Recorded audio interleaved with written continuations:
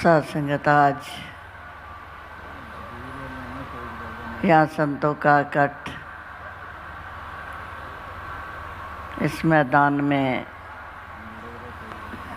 दूर दूर से संत चल कर आए। हरिजस गाने के लिए और सतगुरु के दर्शनों के लिए हर किसी ने अपने मन की भावना आपके सामने रखी। जैसे जैसे किसी को सुख मिला, चैन मिला, आनंद मिला, भक्ति मिली, सब ने जिक्र किया और साथ साथ संसार वालों को भी आवाज़ दी कि दुनिया के लोगों भरमों में मत पड़ना, गुरु के बगैर पार उतारा नहीं होता। जब सतगुरु जीवन में आता है तभी रमे राम के सत्य के दीदार होते हैं, नहीं तो संसार में तो चक्की चलते हुए कबीर साहब ने भी अपने शब्दों में फरमाया, चक्की चलती देख के प्यो कबीरा रोए, दो पाटन के बीच में साबत बचा ना कोई। फिर इस बात को बाबा नानक जी ने सिद्ध किया, दो पुड़ चक्की जोड़ के बैसन आए बैठ, जो दर रहे सो बरे नानक अजब डिठ। कबीर साहब ने तो कहा चक्की चल रही है, इनके बीच तो कोई भी बच्चा नहीं होगा, जितने भी दाने डाले जा रहे हैं वो पीछे जा रहे हैं। बाबा नानक ने बताया, जो दर रहे सो बरे नानक अजब डिठ। इसमें शक नहीं, चक्की के दोनों पुड़ तो चल ही रहे हैं और दाने भी पीछे जा रहे हैं, पर जो एक बीच में लकड़ी की किल्ली होती है उसके साथ जितने भी दाने लगे होते हैं वो बच जाते हैं, बाकी पीसते चले जा रहे हैं। इसी तरह ही संसार में भी ये आवाज़ दी गई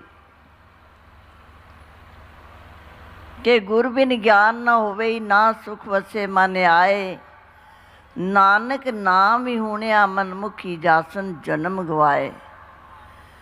कहते हैं कि नाम से खाली जो इस दुनिया से जाता है अपने जन्म को भी गवा के चला जाता है।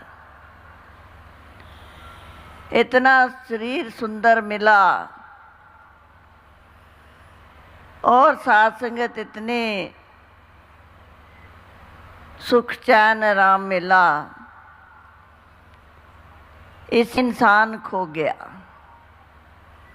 ये भूल ही गया कि मैंने दुनिया में आके कौन सा कर्म करना है, मेरे हिस्से में कौन सा कर्म आया है, मैंने कौन सा काम करना है, ये भूल ही गया। फिर जब ऐसे संसार में उपद्रव होते हैं, वरना वर्ण पावी तिखै खै जलन बांस 11, जैसे एक दूसरे के वर्ण को इंसान को अच्छा नहीं लगता, लड़ाई झगड़े होते चले जा रहे हैं। आपने कहीं देखा होगा कि बांस के जितने भी पेड़ होते हैं उनको आग नहीं लगाई जाती, जब जोर की आंधी आती है आपस में घिस घिस कर उनको आग लग जाती है, वो ख़त्म हो जाते हैं, स्वाह बन जाते हैं। जंगलों के जंगल मुझे साथ संगत एक दफ़ा देखने का अवसर मिला कि बाबा गुरबचन सिंह, मैं ऐसे टूर करते करते बाई रोड जंगलों से गुजरते हुए तो आगे देखा तो रास्ता रोका हुआ, कहते आगे नहीं जाना, आग लगी हुई है जंगल को। कहने लगे किसने लगाई? कहते कोई नहीं, किसी ने लगाई। जब जोर की हवा आई, आंधी आई, ये आपस में खै खै करी, रगड़ खा कर इनको आग लग गई। इसी तरह आज इंसान की भी हालत बताई है। कोई कहता है मेरा मजहब ठीक है, तेरा गलत है। कोई कहता है मेरी भक्ति ठीक है, तेरी नहीं है। हर कोई अपनी अपनी भक्ति, अपने अपने विचारों पे जब लेकर जवाब पे आते हैं तो लड़ाई झगड़े फसाद, एक दूसरे को इंसान जो है पाता नहीं, अच्छा नहीं लगता। उसी तरह ही बांस की तरह ही रगड़ खाते रहते हैं, इसी तरह अपने जीवन को गवा देते हैं। ये महात्मा कहते हैं, जितने भी संत अभी तक बोले आपने अंदाज़ा लगाया होगा, सिर्फ प्यार की बात की और भक्ति की बात की, और तीसरी बात को उन्होंने दोहराया तक भी नहीं। बोल के उनको बल्कि काटा गया, वैर छोड़ दो, नफरत छोड़ दो, ईर्ष्या छोड़ दो, द्वेष छोड़ दो। जब ऐसी बातें की जाती है तो कोई ऐसे शब्द भी आते हैं तो एक दूसरे के तरफ देखते हैं, मैं तो बिल्कुल ठीक हूँ, ये गलती इसी की है, दूसरे की है। वो दूसरा दूसरे की तरफ देखता है, तीसरा तीसरे की तरफ देखता है, अपने आप को समझता है मैं बिल्कुल ठीक हूँ, मेरे में कोई कमी नहीं, कोई गलती नहीं। पर साथ संगत, इंसान तो आप जानते हैं गलतियों का पुतला होता है। ये दातार ने, भगवान ने, ईश्वर ने एक जैसा ही इंसान को बनाया और एक जैसे इसमें गुण अवगुण डाल दिए। गुण भी डाले और अवगुण भी डाले। अगर सब में गुण ही गुण डाल देता तो जिनमें अवगुण है उनको कौन जीने देता। अगर सब में अवगुण ही अवगुण होते, गुणों वाले उनको नज़दीक न लगने देते। इसी तरह सब में अच्छाई भी है, बुराई भी है। हमने देखना है कि अच्छाई लेनी है कि बुराई लेनी है। गुलाब के साथ जब फूल देखते हैं, उनके साथ कांटे भी होते हैं। पर ये हमने देखा है कि हम फूल तोड़ते हैं, कांटों को कभी छुआ नहीं। मालूम है कि कांटे आगे से चुभन देते हैं, और फूल जो होते हैं वो खुशबू देते हैं। उसमें महक भी होती है, कोमलता भी होती है, खूबसूरती भी होती है। इसीलिए हम फूल तोड़ना ही पसंद करते हैं, और फूल ही तोड़कर घर में ले आते हैं, गुलदस्ता बनाकर अपने घर को सजा लेते हैं। कांटों को कभी नहीं घर लाए। पर इतनी बात भी देखने में आई कि कांटे जो फूल को तोड़ते हैं उनको तो चुभन देते हैं, पर आपने देखा कि फूल की पंखुड़ियों को कभी भी कांटों ने नहीं छुआ। वो इसी तरह ही खिलती चली जा रही है, उसमें कोई सुराख नहीं किया, कोई चुभन नहीं दी। इसी तरह ही जैसे हम देखते हैं कि हम अपने खेत को बाड़ लगा देते हैं, कि कोई भी हमारे खेत में कोई पशु जानवर आकर खेत को उजाड़े नहीं। इसीलिए ही हम वहाँ बाड़ लगा देते हैं, कांटों की झाड़ियाँ तोड़कर चारों तरफ लगा देते हैं। पर अगर खेत ही बाढ़ ही खेत को खाना शुरू कर दे तो फिर खेत की राखी कौन करेगा। इसी तरह ही आज दुनिया में जब देखते हैं कि ऐसे माहौल बन जाते हैं, फिर यही दातार के चरणों में अरदास निकलती है कि दातार कृपा करना, सबको सम्मति देना। फिर यही कहते हैं कि जगत जलंदा रख ले अपनी कृपा तार, जित दुआरे उबरे तित्ते ले उबार, कि जैसे भी हो सकता है सर्दे संसार को बचा ले। और साथ संगत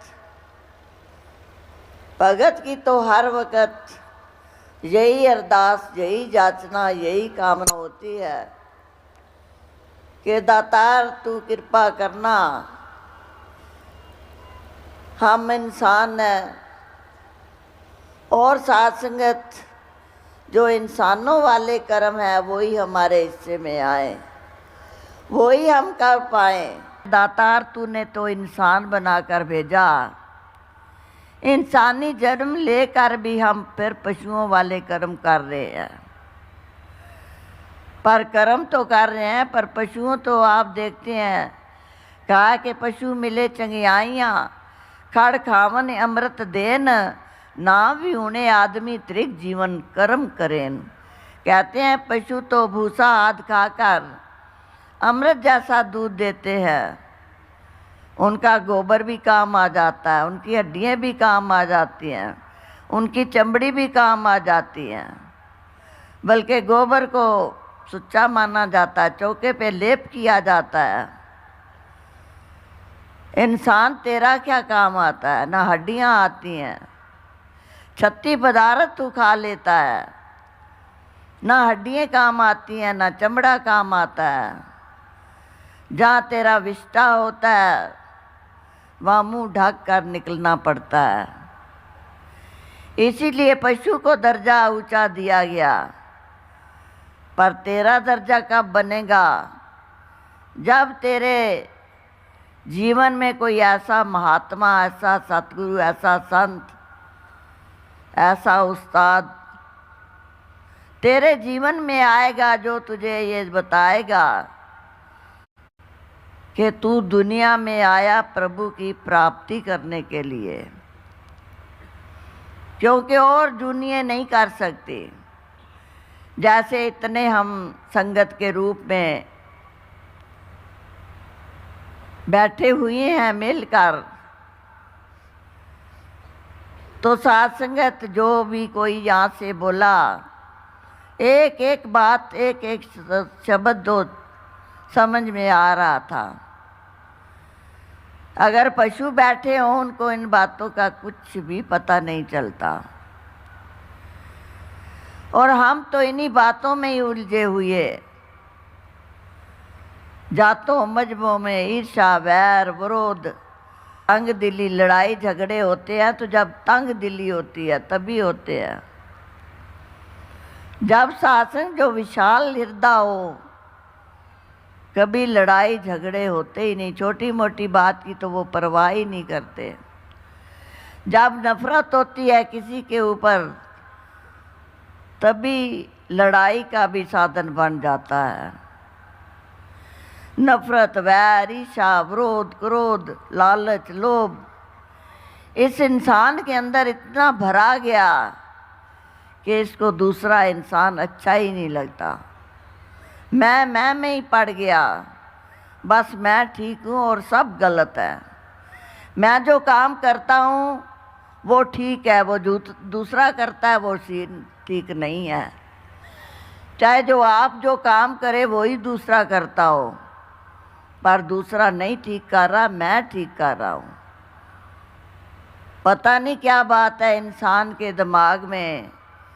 दातार ने ऐसी ऐसी बातें भरी जो सत्संग देखने में, सुनने में हृदय दंग हो जाता है कि दातार कृपा करना, सबको सुमति देना, सबको इंसान इंसान को अच्छा लगे, इन आँखों को भा जाए। आँखों को जहाँ नहीं भाता हम वैसे भी देखते हैं, जहाँ हमारा दिल करता है जिसके पास बैठते उठते हैं उसी के पास ही बैठते उठते हैं। इसी तरह ही जब महात्मा भी भगत को प्यारा लगता है तो भगत भी भाग भाग कर महात्मा के पास आते हैं। वो आकर सासंगत आशीर्वादों में पता नहीं कितना कुछ ले जाते हैं। नहीं तो शासन कहा कि मन चंचला चतुराई किने ना पाया। कहते ये चतुराइयों से नहीं मिलता। चतुराई हमारे अंदर चालाकी होती है, किसी से काम लेना होता है, उसको कहते हैं भाई मेरा काम कर दे, कहते मेरे पास टाइम नहीं है। क्यों? चतुराई से चालाकी से जो साथ संगत प्यार से निम्रता से भाई साहब ये काम रुका पड़ा है आपने करना है, कहता लो जी काम बोलते हैं मेरी तो जान भी हाजिर है। इतना अंतर हो जाता है। जब गुरु की शिक्षा दीक्षा मिलती है तो आओ साथ संगत यही मांग मांगे कि दातार कृपा करना, विण तुद होर जे मंगना, सिर दुखां दे दुख दे नाम संतोखिया उतरे मन की भुख। आओ साथ संगत, और में तो बातों में तो दुख ही दुख होता है। जब भक्ति मांग लेते हैं और कुछ चीज़ मांगने की ज़रूरत ही नहीं पड़ती, अपने आप ही मिलता रहता है। वो तो संसार के पदार्थ तो झूंगे में मिल जाते हैं। जैसे मुझे याद है कि एक बात ये कह के मैं समाप्त करूँगी अपनी बात को। जब गांव जाते थे छोटे छोटे नानी के पास दादी के पास, जब जाते थे तो वो कहते थे पैसे ले जाओ फलानी चीज़ ले आओ। भाई से वो लेनी जो वस्तु घर से माँ ने कही या दादी ने कही या नानी ने कही, तो फिर कहते थे भाई झूंगा दे दे। वो चाहे मूँगफली के 2-4 दाने हाथ पे रख दे। जो पैसे देकर वस्तु ली उसकी इतनी खुशी नहीं, वो जो मुफ्त में झूंगा मिला उससे ही नाचते टापते रहे। घर आए मैं झूंगा लेके आए। तो साथ संग जब भक्ति में जुट जाते हैं भगत, ये संसार के पदार्थ तो झूंगे में ही मिल जाते हैं। कहते हैं जे कोई आस रखे धन की, देश दसंतर ते चल आवे। कहते हैं अगर धन की भी आस हृदय में होगी, कोई ना कोई जरिया बन जाएगा। कोई ना कोई जिस पे उम्मीद होगी वो नहीं देगा, दूसरा दे जाएगा वस्तु। तो आओ साथ संगत, कहा कि नानक पुसरियाँ पकाइयाँ, पाइयाँ थाले माए, जिन्ना गुरु मनाया सही रज रज खाए। जो अपने गुरु को मना लेता है, रिझा लेता है, कहते हैं उसको फिर किसी बात